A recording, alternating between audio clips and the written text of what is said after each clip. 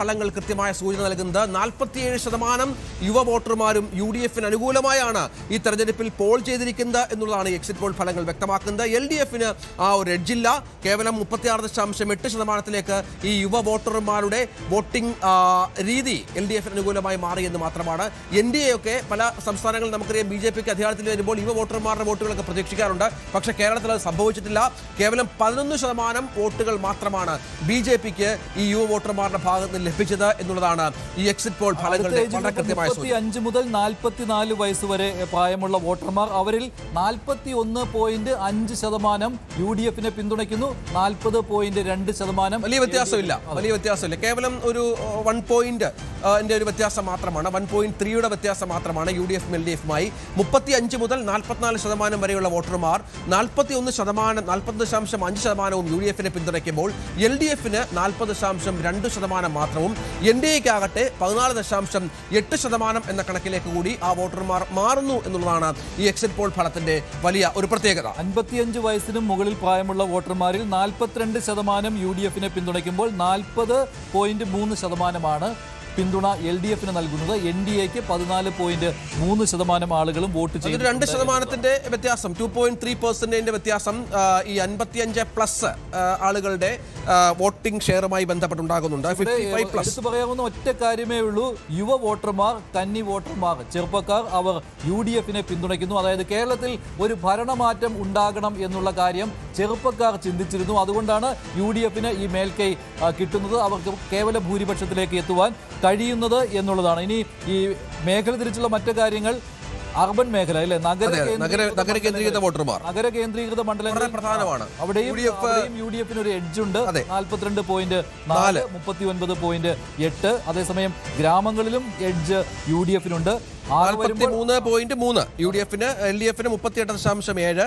ഒപ്പം ടോട്ടൽ ഇങ്ങനെ കണക്ക് വരുമ്പോൾ 42.6 UDF എത്തുന്നു, 39.5 LDF എത്തുന്നു, 14.3 NDA എത്തുന്ന സാഹചര്യം ഒരുങ്ങുകയാണ്. അങ്ങനെയാണ് ഈ 75 എന്ന സീറ്റ് നിലയിലേക്ക് UDF എത്തുന്നത് എന്നുള്ളത്.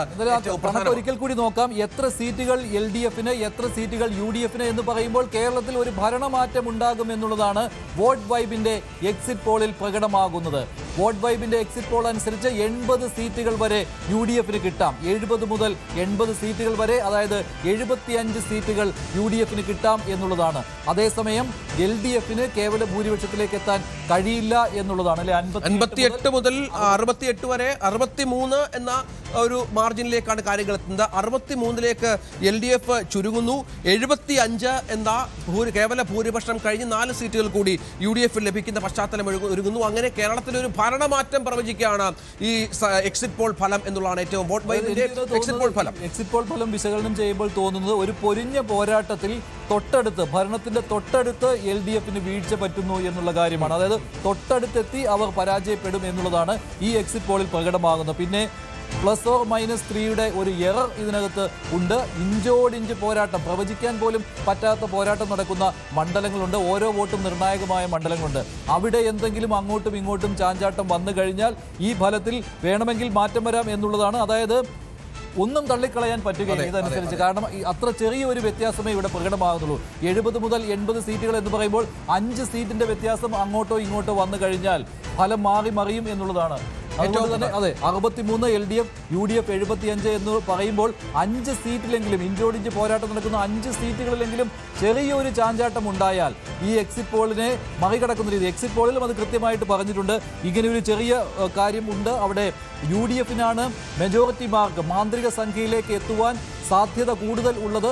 ഈ എക്സിറ്റ് പോളിൽ അതാണ് പ്രകടമായിരിക്കുന്നത്. ഭരണമാറ്റം കേരളത്തിലെ ജനങ്ങൾ ആഗ്രഹിക്കുന്നു. പക്ഷേ LDF എഴുതിത്തള്ളാൻ സാധിക്കുകയില്ല എന്നുള്ളതാണ്. വേണമെങ്കിൽ ചിലപ്പോൾ അത്ഭുതങ്ങൾ സംഭവിച്ചാൽ LDF ഭരണത്തിലേക്ക് എത്താം, തുടർഭരണം സാധ്യമാകും എന്നുള്ളതാണ്. പക്ഷേ നിലവിലെ എക്സിറ്റ് പോൾ ഫലം അനുസരിച്ച് UDF തന്നെയാണ് കേരളത്തിലെ നിയമസഭാ തെരഞ്ഞെടുപ്പിൽ എഡ്ജ്. UDF 75, LDF 63 എന്നുള്ളതാണ് കണക്ക്. അവിടെ UDF സഹായിക്കുന്നത് വടക്കൻ കേരളമാണ്. വടക്കൻ കേരളത്തിലെ ആ ഒരു മേധാവിത്വം കിട്ടിയതാണ് UDF സഹായിക്കുന്നത്. മധ്യ കേരളത്തിലും തെക്കൻ കേരളത്തിലും ഇഞ്ചോടിഞ്ച് പോരാട്ടം തന്നെ നടന്നിട്ടുണ്ട് എന്നുള്ളതാണ്. മറ്റൊരു പ്രധാനപ്പെട്ട ചില ഘടകങ്ങൾ, ഈ തെരഞ്ഞെടുപ്പിൽ ജനങ്ങളെ സ്വാധീനിച്ച നിരവധി ഘടകങ്ങൾ ഈ എക്സിറ്റ് പോൾ ഫലങ്ങളുമായി ബന്ധപ്പെട്ട് നമ്മൾ പരിശോധിച്ചിരുന്നു എന്നുള്ളതാണ്. അതിലേറ്റവും പ്രധാനം, നമ്മൾ ആദ്യഘട്ടത്തിൽ ഈ സർവേ ഘട്ടത്തിലൊക്കെ ശബരിമല വിഷയം ജനങ്ങളെ കാര്യമായി സ്വാധീനിച്ചിട്ടില്ല എന്നുള്ളതായിരുന്നു ഒരു കണക്ക് പുറത്തു വന്നത്. കേവലം 5% ആളുകൾ മാത്രമാണ് ശബരിമല വിഷയം അനുസരിച്ച് വോട്ടുകൾ ചെയ്തത് എന്നുള്ള കണക്കുകൾ, അല്ലെങ്കിൽ അതുമായി ബന്ധപ്പെട്ട് വോട്ട് ചെയ്തിരിക്കുന്നത് എന്നാണ് ഈ സർവേ ഫലവുമായി ബന്ധപ്പെട്ട് പറയുന്നത്. ഇപ്പോൾ പക്ഷേ ഏറ്റവും കൂടുതൽ ജനത്തെ സ്വാധീനിച്ച വിഷയങ്ങളിൽ ഒന്നായി ശബരിമല ഗോൾഡ് തെഫ്റ്റ് മാറിയിരിക്കുന്നു എന്നുള്ളത് ഈ എക്സിറ്റ് പോൾ ഫലങ്ങളിൽ നിർണായകമായി മാറുകയാണ്. ബൂത്തിലെത്തി ജനം വോട്ട് ചെയ്തപ്പോൾ ശബരിമല വിഷയം വളരെ പ്രാധാന്യത്തോടു കൂടി തന്നെ അവർ കണ്ടു എന്നുള്ളത് ഏറ്റവും പ്രധാനപ്പെട്ട ഒന്നാണ്. 15.3% ആളുകൾ ഈ വിഷയത്തിൽ തങ്ങളുടെ വോട്ടിങ്ങിനെ അത് സ്വാധീനിച്ചു എന്നുള്ളത് പറയുന്നുണ്ട്. 15.3% ആളുകൾക്ക് ശബരിമല സ്വർണ്ണ കവർച്ച, സ്വർണ്ണക്കൊള്ള, അതുമായി ബന്ധപ്പെട്ട കേസുകളും മറ്റും അവരെ സ്വാധീനിച്ചു എന്ന് വളരെ കൃത്യമായി തന്നെ പറയുന്നു. ശബരിമല ഗോൾഡ് തെഫ്റ്റ് അല്ലെങ്കിൽ അതുമായി ബന്ധപ്പെട്ട വിഷയങ്ങൾ, കേസുകളും മറ്റും LDF സർക്കാരിലെ അല്ലെങ്കിൽ CPM-ലെ പല നേതാക്കളും ഇതുമായി ബന്ധപ്പെട്ട ആരോപണ വിധേയരായത് ജനങ്ങളെ സ്വാധീനിച്ചു എന്ന് പറയുന്നത് 15.3% വോട്ടർമാരാണ്. ശബരിമല സ്വർണ്ണക്കൊള്ള നമ്മുടെ സർവേ ഫല സമയത്ത് കാര്യമായി സ്വാധീനിച്ചിട്ടില്ല എങ്കിൽ ഇത്തവണ ശബരിമല സ്വർണ്ണക്കൊള്ള സ്വാധീനിച്ചിട്ടുള്ളത് 15.3% ആളുകളെയാണെന്നുള്ളത് ഈ പോളിംഗിൽ വളരെ കൃത്യമായി തന്നെ കാണുന്നുണ്ട്. മറ്റൊന്ന് രണ്ടാമത് ജനത്തെ സ്വാധീനിച്ച ഒരു വിഷയം കേരളത്തിലെ ഇൻഫ്ലേഷൻ, വിലക്കയറ്റം കാര്യമായി തന്നെ ജനത്തെ സ്വാധീനിച്ചു. 16.1% ആളുകൾ വോട്ട് ചെയ്തത് ഇത്തരത്തിൽ വിലക്കയറ്റവുമായി ബന്ധപ്പെട്ട് അവർ അനുഭവിക്കുന്ന പ്രശ്നങ്ങളുടെ പേരിലായിരുന്നു എന്നുള്ളത് തന്നെയാണ്. ഈ വോട്ടിങ്ങിൽ അത് കൃത്യമായി തന്നെ പ്രതിഫലിച്ചിട്ടുണ്ട്.